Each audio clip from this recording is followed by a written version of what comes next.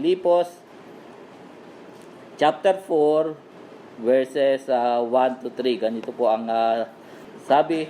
Kaya nga mga kapatid kong minamahal at pinananabikan, aking katuwaan at putong, magsitibay nga kayo sa Panginoon, mga minamahal ko. Ipinamamanik ko kay Euodias at ipinamamanik ko kay Syntyche na magkaisa ng pag-iisip sa Panginoon. Oo, ipinamamanik ko rin naman sa iyo tapat na kasama sa pagtulong na iyong tulungan ang mga babaeng ito, sapagkat sila'y nangagpapagal na kasama ko sa Ebanghelyo, at kasama rin naman ni Clemente at ng ibang aking mga kamanggagawa na ang kanilang pangalan ay nasa aklat ng buhay. Pagpalain po ng Panginoon ang pagbabasa ng kanyang dalisay at di nagkakamaling mga salita. 3 tagubilin po ang ibinibigay sa atin ng ating San Pablo. Ito po yung 3 tagubilin niya, 3 command niya. Magsitibay sa Panginoon, mangagkaisa ng pag-iisip sa Panginoon, mangagtulungan sa isa't isa. 3 M po yun, madali nating tatandaan. Magsitibay sa Panginoon, sa verse 1, mangagkaisa ng pag-iisip sa Panginoon, mangagtulungan sa isa't isa. Maaalala nyo na malapit sa puso ni Apostle Paul ang mga taga-Philippian believers. Hindi lamang dahil sa unang itinayo yung Filipos sa Europe, kundi dahil sila'y kasama ni Paul sa pagpapalaganap ng gospel. Katunayan, tinawag nga ng iba ang sulat na ito bilang thank you letter dahil matatandaan nyo na nagpadala ng financial na tulong ang mga taga-Filipos kay St. Paul pamagitan ni Epaphroditus. At yung tulong na ito ay hindi dahil wala lang silang mapaglagyan ng pera. Yung nagwawala pa, Ma'am Cora, yung kanilang pera. Hindi. Ang sabi ng 2 Corinthians 8, out of their great affliction, out of deep poverty, they gave willingly, beyond their means, higit sa kanilang kaya, for the Lord. At ito sinasabi sa mga Macedonia, at naniniwala ako na isa doon yung mga taga-Filipos, sila yung tinutukoy, isa sila doon sa tinutukoy na out of their great affliction, out of their deep poverty, they gave willingly, beyond their means, higit sa kanilang kaya, for the Lord. Ano ang sikreto? They gave themselves first for the Lord. Kaya mayroong espesyal na pitak sa puso ni Apostle Paul ang mga taga-Filipos. Kaya malamang yun yung dahilan kung bakit nga nasabing you are my joy and my crowd. Para sinasabi niyang I'm very very proud of you. Gayun pa man, may 3 paalala sa kanila si Apostle Paul. Sabi sa verse 1 ay ganito, kaya nga mga kapatid kong minamahal at pinananabikan, yung kaya nga, yung therefore, ay pinababalik tayo sa unang pagtuturo ni San Pablo. Yung in the light of what I have already taught, ano yung dapat nyong gawin? Stand firm. He was making a conclusion in this passage. We can go back as far as chapter 1 verse 27. Ang sabi doon, only let your conversation be as becometh the gospel of Christ. Ang inyo lamang pamumuhay ay maging karapat-dapat sa ebanghelyo ni Kristo. Ibig sabihin, yung 3 paalala, 3 ibinigay na ito, tagubilin ni St. Paul ay bahagi ng pamumuhay ng naayon sa ebanghelyo ni Kristo. ito'y yung tatlong paalalang ating tatalakayin ay bahagi ng pamumuhay ng karapat-dapat sa Ebanghelyo ni Kristo.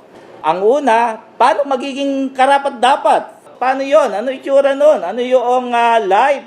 Yung pamumuhay na maging karapat-dapat sa Ebanghelyo ni Kristo. Anong itsura nun? Ang sabi niya, magsitibay sa Panginoon. Magsitibay nga kayo sa Panginoon, mga minamahal ko. So stand fast in the Lord, my dearly beloved. Stand fast, steiko sa Greek, which means remain firm in the faith. Stand steadfastly in Christ, not to be moved by opposition or difficulties. Continue faithfully in the Lord. Paul is urging the Philippian believer to be strong in the Lord, to stand firm sa panahon ng maraming intindihin. Be strong in the Lord.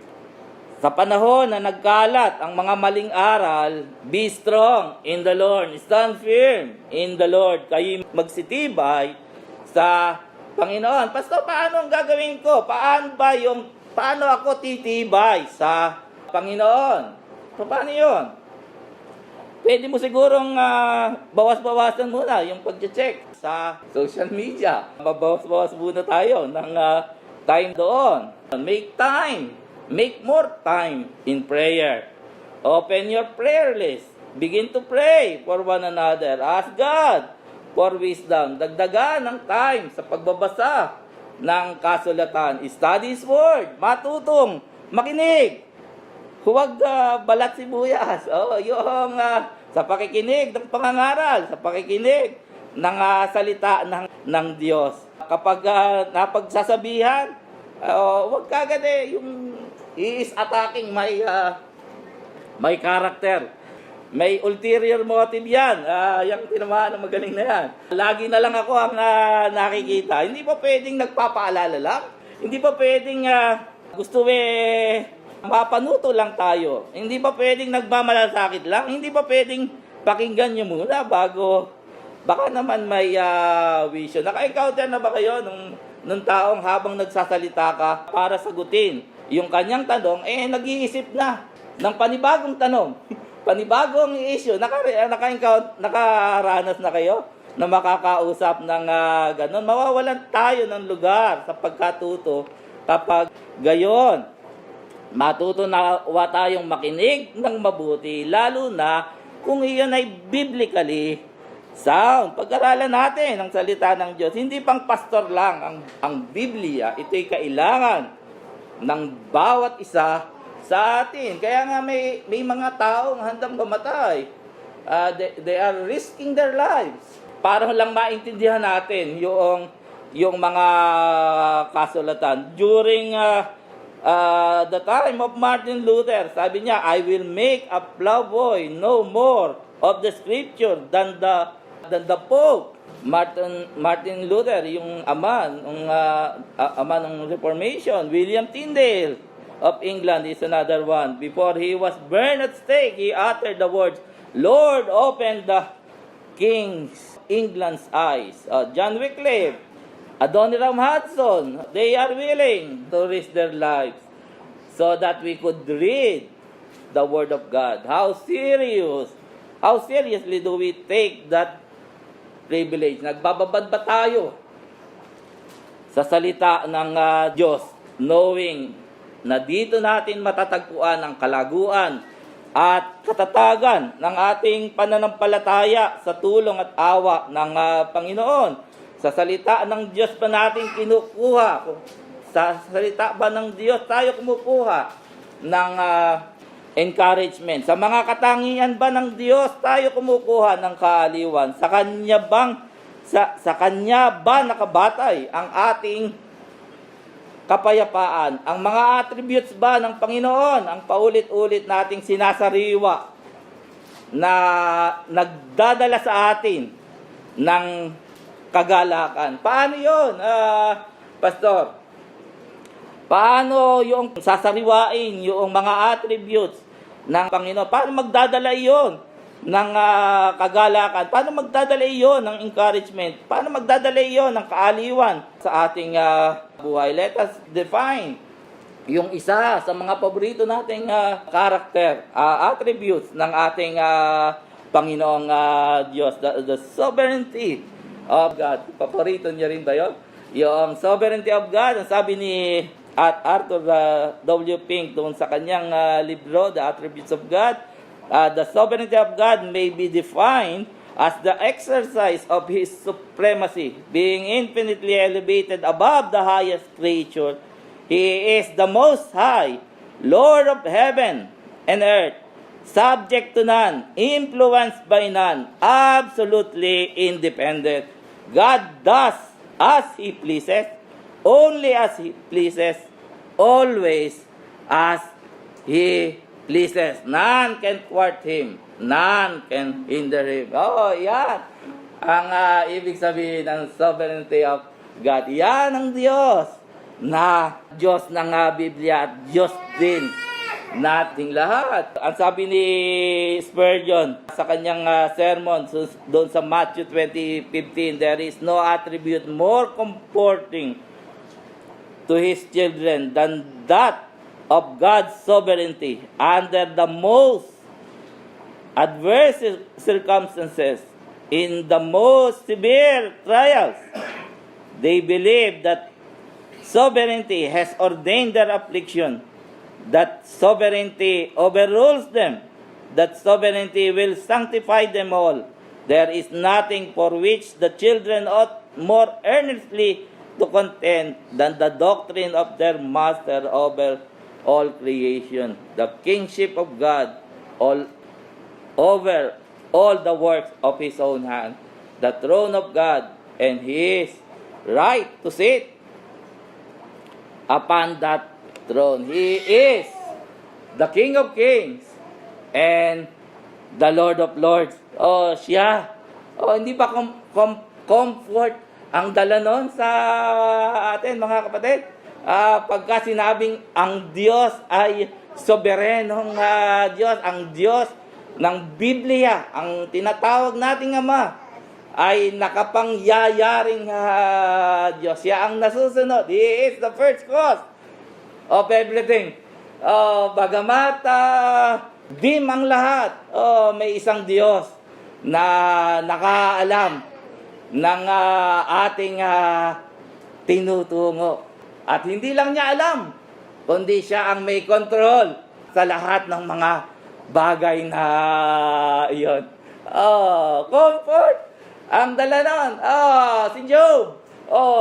Paano masasabi niya kung ang Diyos ay basta lamang nakatanaw sa malayo at hindi ko alam kung ano ang mangyayari sa kanya? How can he worship God? Hindi ba alam niyo yung nangyari kay Job? Lahat ng tila baga masasamang pangyayari sa buhay ni Job. Nawalan siya ng mga ari-arian, nawalan siya ng mga kanyang mga bakahan, mga kamelyo. Lahat ay nawala sa kanya, pati 10 anak niya nawala. Pero ang deklarasyon niya, ano ang deklarasyon niya? God gave and God takes away. Ang Panginoon ang nagbigay, ang Panginoon ang nag-alis. Purihin ang pangalan ng Panginoon. Paano siya makapagpuri sa Panginoon kung hindi siya naniniwala na ang Diyos ay nakapangyayaring Diyos? Comfort ang dala nun. Si Jonah. Ang Panginoon ang nag-prepare nung naghanda ng malaking isda. Ang Panginoon ang nag-prepare nung store. Ang Panginoon ang nag-prepare noong bird. At ang Panginoon ang nag-prepare ng uod. Bakit ka hindi masasatisfy sa Panginoon ito? Hindi nagkataon lang ang mga bagay. Ang Panginoon ang siyang may control sa lahat ng mga bagay. At comfort ang dala nun. At dito mismo sa ating pinag-aaralang book, ang sabi ni Apostle Paul sa unang bahagi, 1:6, hindi ba? Ang Diyos ang siyang nagpasimula ng mabuting gawa sa akin at siya ang tatapos nito o ang kanyang kinaroroonan ay hindi nagkataon lamang. Ito'y kontrolado ng Panginoon. Ang Panginoong Diyos ay sobereno. Ang Panginoong Diyos ay may magagawang Diyos. That's why merong kagalakan si Apostle Paul. At ang ating kagalakan, it should be anchored not in the circumstances, but on our Savior. Alam nyo, yung Kalauro, masarap masarap di group food doon Kalauro. Ay, pati kila Kabig, Kalakman eh. Pero, napansin mo kila Kalauro, maraming puno. At yun, yung puno na yan, hindi basta na natutumba kasi malaki yung puno, hindi basta nabubuwal. Sa panahon ng malalakas na bagyo ay patuloy iyon na nakatindig. Bakit sa palagay nyo? Sapagkat ang mga ugat nito ay matibay na nakakapit sa lupa, kaya kahit dumaan ang bagyo, yung bagyong Maymay at bagyong Luis, hindi ito makilos dahil nag-take time ito para lumago at tumatag sa lupa. At ito mismo ang imahe na ginamit ni Apostle Paul. Nakalinsabay ng Philippians ang sulat sa mga taga-Colosas. Hindi ba? Ito ay kasama doon sa prison na epistle na ang sabi doon ay nangagugat sa verse 6 and 7 ng chapter 2 ng Colossians, kung paano nga na inyong tinanggap si Kristo Jesus na Panginoon, ay magsilakad kayong gayon sa Kanya na nangagugat at nangatatayo sa Kanya at matibay sa inyong pananampalataya. Gaya ng pagkaturo sa inyo na sumasagana sa pagpapasalamat. Alam niya kayo, naniniwala na hindi ako nalalayo dito sa topic na ito Kasi ang topic natin is stand fast o yung tayo magsitibay sa Panginoon. Paano natin gagawin ang magsitibay? Tayo mag-aaral ng salita ng Diyos. Ipaalala natin sa ating mga sarili ang mga karakter, mga attributes ng Panginoon. Yung binanggit ko, isa lang sa mga attributes ng Panginoon. Tayo mananalangin sa Kanya. Ilan sa mga paraan para tayo tumibay sa Panginoon. Pangalawa, yung una, yung stand firm in the Lord. Yung magsitibay sa Panginoon. Dun sa verse 1 yon. Pangalawa, mangagkaisa kayo ng pag-iisip sa verse 2. Ang sabi sa verse 2, ipinamamanig ko kay Euodias at ipinamamanig ko kay Syntyche na magkaisa ng pag-iisip sa Panginoon. Hindi detalye ang conflict na mayroon sila. Wala akong hint na bagay na hindi nila napagkasunduan. Hindi ko alam kung ano yung bagay na hindi nila napagkasunduan. Ang alam lang natin, sila'y kapwa babae na naglilingkod kasama si Paul at ang iba pang mga lingkod ng Diyos, at ang kanilang pangalan ay nangasa aklat ng buhay. Ibig sabihin, sila'y kapwa mananampalataya. Maaaring na-impluwensyahan sila ng mga false teachers sa chapter 3. We are not sure. Isa lang ang sigurado tayo. Merong disunity. And it caused division in the church. And it needs to be settled. Dahil hindi iyon nakatutulong sa kalaguan ng iglesia. Kaya nga sinabi ni Paul, I urge you both of you, I beseech you, Euodias, I beseech Syntyche, that they be on the same mind in the Lord. I urge you both to settle your disagreement. Kanino itinuro ni Saint Paul, kanilang atensyon in the Lord, alang-alang sa Panginoon, magkasundo kayo. Ang sabi niya ay, be of the same mind in the Lord. Anong ibig sabihin nun? Hindi ba humility ang ibig sabihin nun? Let this mind be in you, which was also in Christ Jesus, who being in the form of God, thought it not robbery to be equal with God, but made himself of no reputation, and took upon him the form of a servant, and was made in the likeness of men, and being found in the fashion of a man, he humbled himself, and became obedient unto death, even the death of the cross. Pride ang problema. Ako ang tama, ako ang magaling, hindi ako magpapatalo sa iyo. Para saan pa? Ako yung naging summa cum laude, halimbawa. Para saan pa? Ako valedictorian ako. Ako ang pinakamagaling. Saan pa yung mga achievements ko? Kung sa'yo lang ay magpapatalo. Di hamak na mas mahusay. Yata ako sa iyo. Yun ang problema. Ano? Malaking problema. Kapag tiningnan natin ang ating sarili ng hiwalay sa Panginoong Jesucristo, we will have a wrong assessment of ourselves. Just imagine for a moment, kung ang Panginoon na magsasabi, ako ang tama, ako ang talaga naman, siya ang tama, at gagawin ko ang tama, tatamaan talaga tayo. I will send all of you to hell. Makakapag-apila ba tayo? The wages of sin is death. Lahat ay nangagkasala at hindi nakaabot sa kalwalhatian ng Panginoon. Pero kung isa-send niya tayo sa hell, sinong pilaawa lang po ng Panginoon. Kaya tayo nakatatayo, kaya tayo nagkaroon ng kaligtasan. We offended the King of Kings and the Lord of Lords.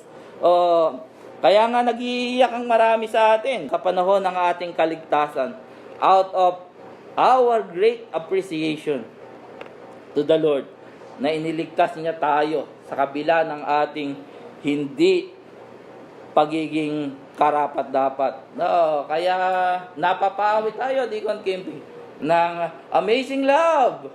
How can it be that thou, my God, should die for me? Ang sabi natin, I will be forever grateful. Lahat ay gagawin ko para sa iyo, aking Panginoon. Muling ipinaalala ni Paul sa mga Philippian believers, especially kay Euodia at Syntyche, ang ginawa ng Diyos sa kanila. Itinuturo kasi nila tinuturo ni St. Paul I beseech you, Syntyche, I beseech you, Euodia, be of the same mind in the Lord. Tinuturo niya sa Panginoon. Nagpakababa ang Panginoong Jesucristo para sa kanila. Marapat lamang na magpakababa sila sa isa't isa. Pastor, siya ang may kasalanan Siya nagkasala sa akin. Maliwanag yun Siya yung may kasalanan. Siya yung dapat humingi ng tawad. Sounds correct. Pero hindi. Ano sabi ng Matthew 18:15? Tingnan natin. Tingnan nyo. Buksan niyo yung Bible nyo para makita nyo na ito yung basehan natin. Bakit hindi? Kung sino nagkasala, yun ang humingi ng tawad. Siya nagkasala. Siya may kasalanan Himingi siya ng tawad. Hindi, ganito ang sabi. Sa 18:15 ng Matthew, at kung magkasala laban sa iyo ang iyong kapatid. Analyze natin, At kung magkasala laban sa iyo ang iyong kapatid, sino ang sinasabihan nito? Yung pinagkasalaan, hindi ba? Kung magkasala sa iyo ang iyong kapatid, ano gagawin? Pumaroon ka at ipakilala mo sa kanya ang kanyang kasalanan na ikaw at siyang mag-isa. Pupunta ka. Sino ang lalapit? Yung pinagkasalanan, di ba? Gising ba kayo? Kung magkasala laban sa iyo ang iyong kapatid, pumaroon ka at ipakilala mo sa kanya. Sino ang unang mag-i-initiate? ng pagkakasundo, yung pinagkasalanan. Oo, hindi yung gumawa ng kasalanan, ano? Do you agree? Oh, you must agree. If you have any argument, argue with the scripture. Kaya mangagkaisa ika ng pag-iisip sa Panginoon. Sabi sa verse 3, I entreat thee also, at pupunta tayo sa pangatlo, no? Mangagtulungan sa isa't isa. Ano uli yung una? Mangagsitibay sa Panginoon, mangagkaisa ng pag-iisip sa Panginoon, mangagtulungan sa isa't isa. Ang sabi ng verse 3, I entreat thee also through yoke fellow, help those women which labor with me in the gospel, with Clement also, and with other my fellow laborers whose name are in the book of life. O hindi pinangalanan, pero malamang ito ay member ng Philippian Church. Ang huling tagubilin ni Pablo ay tulungan ang dalawang kapatid na ito na magkasundo. Hindi tulungang lumala yung hidwaan, ano? Tulungang magkasundo. Minsan ang problema na pag-aapoy natin yung kanilang mga damdamin. Sabi ng blessed are the peacemaker, not the peacekeeper. Anyway, ang dahilan ng bawat isa natin ay para tayo sa ikatitibay ng iglesia. Maliwanag iyon sa Ephesians 4:11 to 13. Alam nyo, gusto kong palawakin ng kaunti yung aking vocabulary, kaya nakikinig ako ng mga new word. Ang new word na na-encounter ko noong isang araw ay yung word na insouciant. Yung insouciant pala means free from concern, carefree, nonchalant, wapakils, walang pakialam. Yung Paul doesn't say, mind your own business and let them figure it out. He said, help those women. Do not be insouciant towards them. Makialam ka. Anyway, we are our brother's keeper. We are our sister's keepers. They were not enemies. They were not just women having this argument. They were sisters in the Lord. They had worked with Paul. They had served. They have sacrificed. They have participated in the work of the gospel. As if Paul was saying, ipadaman nyo sa kanila na nakadarama tayo ng matinding kalungkutan sa hindi nila pagkakasundo dahil sila'y mahal sa atin. We must be willing to get out from our comfort zone if we really want them to unite. Imagine two persons standing on opposite sides on a broken bridge. Yung parang ginawa ng mga ghost project. Saan ba ako nakakita nun? Yung mga orap na contractor. Yung pagkamakyat ka sa bridge wala ka nang pupunta, broken. Tapos di kabila nakakakyat ka naman. Pero hanggang doon lang. Walang papagano Abayan nyo, sasabihin ko sa inyo kung saan ko nakita yung... Pero totoo yan, hindi ako nagbibira. Merong bridge na ganun, only in the Philippines. Both are waiting for the other person to cross first. Oh, ikaw ang mauna. Hindi, ikaw ang mauna. A mediator comes and begin to rebuild the bridge. That is what a matured Christian does. That is what a Christian peacemaker does. Ipaalala niyo sa kanila, magkakampi tayo sa lakbay, pananampalatayang ito. Oh, sabi ng Hebrews 12, lift up your tired hands and strengthen your trembling knees. Keep walking on straight path so that the lame foot may not be disabled, but instead be healed. Oh, tayo inaatasan ng Biblia na magtulungan sa sa bagay na ito, tatlong tagubilin ni Paul. Magsitibay sa Panginoon. Paano magsitibay? Mag-aral ng salita ng Diyos, manalangin sa Panginoon, ipaalala ang mga attributes ng Panginoon, alalahanin, sariwain natin ang mga katangian ng ating Panginoong Diyos. Magsitibay sa Panginoon, magkaisa ng pag-iisip sa Panginoon, avoid conflict, settle the conflict immediately. Kung paano naawa ang Panginoon sa atin, ay pakita natin yung awa natin sa iba. Magtulungan, be a bridge, magtulungan sa isa't isa. Yung magbuo tayo ng bridge o yung ipagkakasundo. Mainam kung tayo ay nagbubuo, hindi tayo nagpapasabog ng mga tulay. Tayo yung nagbubuo ng tulay dahil tayo tinawag para sa ikatitibay ng iglesia. Tayo pimanalangin. Panginoon, maraming salamat po sa inyo